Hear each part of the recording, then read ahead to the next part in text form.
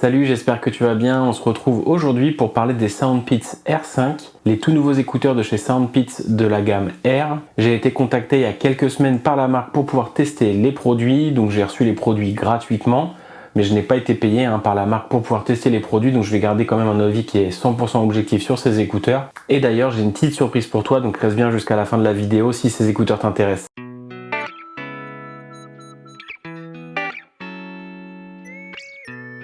Donc on va commencer par l'unboxing, je l'ai réalisé il y a à peu près 2 semaines avant de réaliser mes tests de ces tout nouveaux R5. Donc on retrouve une boîte tout à fait traditionnelle avec en façade la forme des écouteurs, à l'arrière ce qu'on retrouve à l'intérieur de la boîte. Quand on ouvre la boîte, on retrouve les écouteurs à l'intérieur, c'est assez sobre, assez élégant comme ce que propose la grande majorité des marques. Dans le capot de la boîte, il y a les notices d'utilisation, des petits stickers qui sont assez cool, donc ça j'ai trouvé ça plutôt rigolo.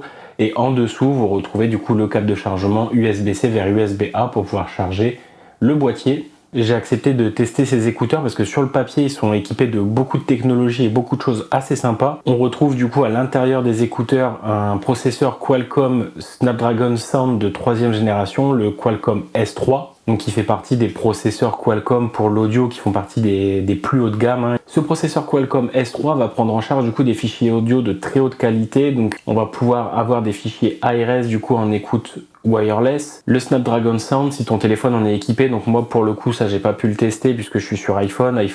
Les codecs qui sont utilisés c'est du USB-C, du AAC et du ALAC aujourd'hui avec les fichiers ARS. Mais si tu as un téléphone Android qui est équipé du coup du Snapdragon Sound, tu vas pouvoir prendre en charge tous les fichiers aptX et aptX lossless. Et cette puce ne s'arrête pas là, elle te permet aussi de mieux gérer ta réduction de bruit avec de l'intelligence artificielle puisque oui, ces écouteurs sont équipés malgré le fait que ce soit des open fit d'une certaine réduction de bruit adaptative. On n'est pas sur une ANC donc traditionnelle Active Noise Cancellation où tu as une réduction de bruit de tous les bruits. Là, on est sur une réduction de bruit hybride, adaptative, et je t'en parlerai un petit peu après dans le test quand je te parlerai du coup de la partie sur la réduction de bruit. Les écouteurs, donc du coup, moi je les ai testés pendant environ 1 semaine et demie, 2 semaines, je les trouve très confortables. Pour le coup, je me suis servi que de ces écouteurs-là pendant ces 2 semaines de test. J'ai pas du tout utilisé mes AirPods ou d'autres écouteurs. Et le truc qui m'a vraiment plu avec ces écouteurs-là, c'est qu'ils sont assez fins, donc du coup, ils rentrent bien dans l'oreille. Ils bougent pas trop, même pas du tout. Tu peux secouer ta tête dans tous les sens, les écouteurs ne bougent pas. Et on a même, moi j'avais même l'impression à certains moments de ne plus les avoir, tellement ils sont fins et légers. Et donc c'est vraiment agréable. Et pour le coup, quand j'ai repris mes AirPods, donc moi j'ai les AirPods de 3e génération, je les trouve, comme ils sont un petit peu plus épais, je ressentais comme une gêne avec mes AirPods 3 que je n'avais pas ressenti auparavant. Donc je sais pas si c'est l'effet du coup des écouteurs qui m'ont habitué entre guillemets à ce confort là et que reprendre les AirPods je les trouve moins confortables les AirPods, mais en tout cas les écouteurs de SoundPits sont très très confortables. On a une qualité audio que je trouve très bonne, on a un son qui n'est pas plat comme on peut avoir sur les AirPods où tout est assez équilibré. Là on a des basses qui sont un petit peu plus mises en avant, donc si t'aimes le son avec des basses assez riches, tu as du coup un son natif qui est assez riche en basses. Les médiums et les aigus sont assez respectés, on entend les voix de manière très bien, c'est pas camouflé, c'est bien géré. J'ai fait aussi le test avec un AirPods d'un côté et du coup les SoundPits de l'autre côté, et je trouve le son des SoundPits de meilleure qualité. Après, la qualité audio, la manière dont on interprète les sons et dont on aime les écouter, ça reste assez subjectif, donc là c'est mon avis personnel là-dessus. Peut-être que toi ça sera peut-être pas, t'auras peut-être pas le même ressenti, le même feeling que moi, ou à l'inverse, tu aimeras encore peut-être davantage que moi. Et après, si tu le souhaites, SoundPits propose aussi une application qui s'appelle Beats Audio, qui est disponible sur iOS et Android. Tu peux télécharger l'application et là, tu as une personnalisation du coup des écouteurs qui est assez folle. Tu peux mettre un égalisateur prédéfini, tu peux créer ton propre égalisateur. Si tu t'y connais et que tu veux régler tes hautes fréquences et tes basses fréquences, tu vas pouvoir le faire directement depuis l'application. Après, sinon, tu as des égaliseurs qui sont déjà prédéfinis dans l'application et tu vas pouvoir régler directement dans l'application. Donc ça c'est assez cool. Tu as la possibilité du coup d'avoir des commandes tactiles sur les écouteurs que tu règles en fonction de ce que tu veux. Donc tu as une tape, 2 tapes, 3 tapes et un appui lent sur chaque écouteur. Donc tu vas pouvoir personnaliser 8 commandes. Donc moi pour le coup j'avais réglé musique suivante, musique précédente, plus de volume, activer l'assistant vocal et passer du mode standard au mode réduction de bruit, ou après le play pause et répondre aux appels, etc. Donc tu as énormément de choses possibles. Au niveau de la qualité des micros en appel ou en enregistrement, donc je t'ai fait un petit test au niveau des micros que j'ai comparé aux AirPods de 3e génération pour que tu puisses te faire un avis. Voilà à quoi ça ressemble. Pour que vous puissiez vous faire un avis également, là je suis actuellement dans une pièce assez calme en train d'enregistrer avec les micros qui sont directement intégrés aux écouteurs. Même configuration, je suis dans la même pièce et actuellement j'enregistre avec les micros des AirPods de troisième génération, comme ça vous pouvez voir quel micro vous préférez et s'il y a une vraie différence entre les deux. L'application est quand même assez complète, tu as le niveau de charge de ta batterie, le niveau de charge de tes écouteurs de manière indépendante et tu as jusqu'à 5 canaux auditifs aussi que tu peux régler, donc ça c'est plutôt pratique. En gros, vu qu'on n'a pas tous la même forme d'oreille, tu peux régler l'audio en fonction de ton canal et donc moi j'ai vraiment ressorti des différences, tu as 5 modes. Entre première, deuxième, troisième, j'ai senti vraiment une qualité de son qui était un petit peu différente. La 4 et la 5e, j'ai pas vu beaucoup de différence. Donc après, j'ai peut-être un canal auditif qui correspondait au premier, deuxième ou troisième mode. T'as un mode jeu qui va te permettre de réduire aussi la latence des écouteurs entre le signal sonore que tu envoies et ce que tu reçois. Alors j'ai regardé un petit peu de films et de séries quand j'étais dans le train et honnêtement, j'ai pas vu énormément de latence, si ce n'est qu'il y ait des latences, que ce soit avec le mode jeu ou sans le mode jeu. Et justement, quand j'étais dans le train et dans le métro, j'ai fait plusieurs tests au niveau de la réduction de bruit.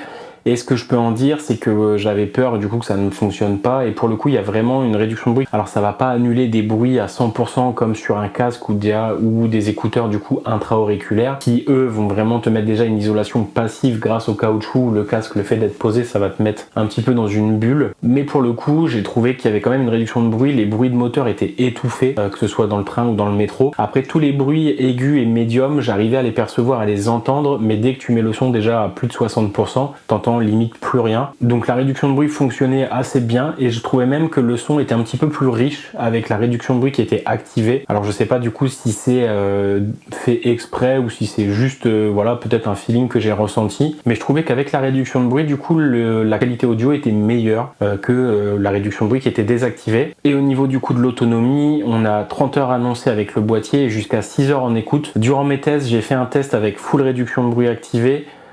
J'ai tenu à peu près 3 heures, 3h10 d'écoute avec tous les modes activés, le son à peu près à 70-80% de volume, réduction de bruit activée, mode jeu, donc j'ai vraiment chargé le truc pour vraiment voir jusqu'où ça pouvait aller et j'ai tenu 3 heures, 3h10 à peu près avec tous les modes activés. Les écouteurs se sont complètement éteints et au bout de 30 minutes dans le boîtier, j'avais récupéré à peu près 70-80% de charge, donc c'est quand même assez confortable. Voilà, je pense qu'au bout de 15 minutes, je devais être peut-être à 40-50%, j'ai pas regardé malheureusement, mais il y a une charge qui se fait assez rapidement des écouteurs une fois qu'ils sont remis dans le boîtier et après sinon en écoutant de la musique de manière standard, avec des fichiers audio qui étaient en lossless ou en lossless haute fidélité. J'écoutais beaucoup d'albums avec tous les styles de musique différents pour comparer un petit peu s'il y avait une différence entre les différents styles. Et donc du coup là j'étais à peu près à 5 heures d'autonomie par écouteur, donc c'était assez confortable. J'ai pas réussi à tenir les 6 heures annoncées par la marque, mais ils expliquent sur le site que c'est musique standard, 60% de volume et que tu peux atteindre les 6 heures grâce à ça. Mais je trouve que l'autonomie reste quand même assez bonne pour le coup. Je pense que c'est assez rare d'écouter de la musique pendant 5 heures d'affilée. Ça reste un petit peu dans la moyenne de ce que propose la grande majorité des écouteurs sur le marché. Donc il y a beaucoup de choses que j'ai retenues sur ces écouteurs, ils ont beaucoup de points positifs. Déjà la qualité audio, puisqu'on a une qualité audio qui est vraiment très très bonne, meilleure que ce que peut proposer les AirPods de 3e génération, je trouve. On a une prise en charge de la plupart des gros codecs audio high-res, donc ça c'est pareil, pour avoir une bonne qualité audio, la prise en charge de tous ces formats audio, c'est un vrai plus pour ces écouteurs. La connexion se fait de manière assez rapide, tu sors les écouteurs de la boîte, tu les mets dans les oreilles, ils sont directement connectés, tu peux lancer ta musique, t'as pas à passer par les paramètres Bluetooth, devoir les connecter manuellement et tout, donc ça c'est aussi très très bien. La recharge qui se fait quand même assez rapide des écouteurs, comme je te disais, en 30 minutes j'avais récupéré 70-80% d'autonomie, donc c'est plutôt pratique, le temps de faire une petite pause entre deux trucs, tu mets tes écouteurs à recharger, tu vas récupérer pas mal d'autonomie assez rapidement, donc ça c'est un gros point positif aussi. Le fait de pouvoir personnaliser, que ce soit les commandes tactiles ou l'égaliseur, c'est un vrai plus aussi. Tu vas pouvoir mettre ta propre signature sonore et pouvoir écouter la musique que tu aimes de la manière dont tu aimes. Tu as même une possibilité d'égaliseur dynamique qui va se régler en fonction de ton audio, donc ça c'est aussi un bon point. Le fait de pouvoir personnaliser aussi les commandes tactiles sur les écouteurs avec une tape, deux tapes, trois tapes et un appui long, donc ça tu vas pouvoir paramétrer de la manière dont tu veux. Donc tu pourras les prendre en main et ça deviendra très intuitif dans l'utilisation. La prise en main des écouteurs, l'entrée, la sortie du boîtier, tu galères pas et tout, il y a des aimants qui sont assez forts, ça rentre et ça sort très bien du boîtier. Ça c'est pareil, c'est un vrai point positif, t'as pas peur de les faire tomber en les rangeant ou autre, ou en les sortant de les lâcher. Donc le confort que t'as au niveau des oreilles, elles sont assez légers, presque tu les oublies, t'as pas mal à la tête, t'as pas mal aux oreilles quand tu l'utilises, donc ça c'est pareil, c'est assez cool. Et le fait d'avoir du coup la petite application sur le téléphone qui va te permettre de mettre à jour l'application et mettre à jour éventuellement les écouteurs. Donc avec le processeur qui est à l'intérieur, je pense qu'il y aura des mises à jour pendant plusieurs années, donc ça c'est aussi un gros point positif, le fait de pouvoir mettre à jour les écouteurs. Ce qui fait que si tu as un bug, si tu as quelque chose qui va pas, ou si des mises à jour au niveau de l'audio arrivent, tu pourras du coup rester à jour sans avoir besoin de changer tes écouteurs. Et le dernier point positif, c'est aussi le prix, puisque c'est des écouteurs qui sont à moins de 100 euros. Donc des écouteurs de cette qualité-là à moins de 100 euros, il y en a de moins en moins. On est plus autour de 150, 200 euros en moyenne aujourd'hui pour les grosses marques type Apple, Beats, Bose, etc. Donc pour des écouteurs de cette qualité-là, je trouve le rapport aussi qualité-prix plutôt positif. Donc c'est pour ça que je vais mettre le prix dans les points forts. Mais j'ai trouvé aussi qu'il y avait quelques petits défauts, quelques petits points négatifs. Alors une fois de plus, hein, c'est subjectif, ça reste mon avis. Mais je trouve que l'application a parfois un petit peu longue à se charger. En fait, il faut que tu mettes les écouteurs, que tu lances l'appli. L'appli va scanner du coup tous les périphériques qui sont connectés à ton téléphone, va rechercher les écouteurs et après tu vas pouvoir lancer la recherche au niveau de l'application. Mais sur les premières utilisations, j'ai trouvé que c'était un poil long. Donc voilà, petit point négatif au niveau du lancement de l'application. Alors après, tu vas pas te servir non plus de l'application tous les matins, puisqu'une fois que tu as fait tes réglages de commande tactile et de son, tu retournes très rarement, voire pas du tout. Mais moi, j'ai trouvé ça un peu long. Voilà, c'est mon point de vue là-dessus. Petit point aussi que j'ai trouvé négatif, il n'y a pas de charge à induction sur les écouteurs. Moi j'ai un chargeur Belkin, je t'avais fait une vidéo d'ailleurs sur mes accessoires tech que je vais te mettre en fiche si tu vas aller jeter un œil, et j'ai un chargeur du coup qui charge à induction pour mes écouteurs. Donc le fait que la charge à induction ne soit pas proposée, je trouve que c'est un petit point négatif. Après, au vu du prix, on peut pas tout avoir non plus, mais pour une prochaine gamme, pourquoi pas, si des gens de Soundpeats regardent cette vidéo, mettre un petit chargeur à induction au niveau des écouteurs. Et après, dernier petit point que j'ai trouvé un peu négatif, c'est le système play pause. Moi je suis habitué à ça avec les AirPods. Dès que tu enlèves les AirPods, le son se met en pause, tu les remets, le son se met en play avec le système de détection de l'oreille.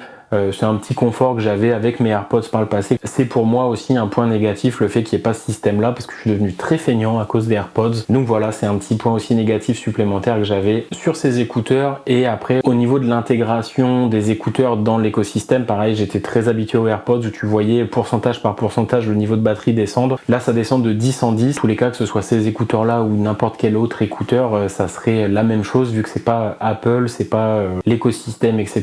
Donc voilà, l'intégration se fait comme des écouteurs standards. C'est Apple qui bloque, c'est pas la faute de Soundpeats, mais c'est pareil, c'est un petit point que je trouvais négatif. Si tu veux avoir le pourcentage précis de tes écouteurs, tu es obligé de passer par l'application, mais c'est pas non plus rédhibitoire pour l'achat. Et en parlant d'achat d'ailleurs, la marque m'avait contacté comme je te disais en début de vidéo, et j'ai un petit code promotionnel si tu veux les acheter. Donc tu peux les trouver sur Amazon et le code promo fonctionne uniquement sur Amazon. Donc je te mets le lien des produits dans la description. Je te mets le petit code promo qui va te permettre d'avoir 5% sur ton achat, en sachant que ce code promo est aussi cumulable avec toutes les autres promotions en cours, que ce soit les promotions pour les Black Friday, les promotions type coupon de réduction que propose Amazon. Tu auras du coup 5% supplémentaire sur ton achat. Donc si tu veux aller voir ça, tu as le lien du produit dans la description et le code promo qui est juste en dessous et qui est cumulable avec toutes les autres promotions en cours. Je te mets aussi le lien de la boutique de Soundpeats parce que je me dis que si ces écouteurs là sont aussi bons, je pense que le reste des produits qu'ils proposent sont de même qualité. Tu as des écouteurs intra-auriculaires, des casques, des écouteurs pour le sport. Il y en a vraiment pour tous les goûts, donc n'hésite pas à aller checker aussi la boutique de Soundpeats si tu veux voir un petit peu les produits qu'ils proposent. La vidéo touche à sa fin, je te remercie de l'avoir regardé jusqu'au bout. N'hésite pas à mettre un petit commentaire si tu as des questions, des choses que je n'ai pas évoquées, que tu voudrais que j'éclaircisse avec toi. Le petit like si cette vidéo t'a plu bien entendu, et si tu veux rien manquer de mon contenu, n'hésite pas à t'abonner. On se revoit très bientôt pour une prochaine vidéo. C'était Cyril sur la chaîne Contrôle Bus, salut.